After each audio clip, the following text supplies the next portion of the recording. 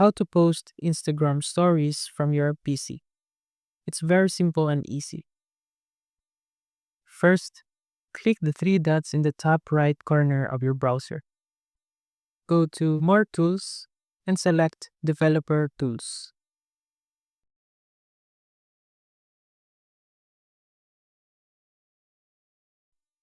Now click the mobile view icon.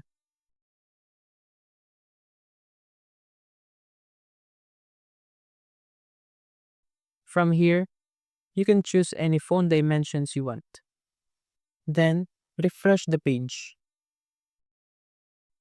You'll now see the mobile interface, just like on your phone, and you can post a story directly from here.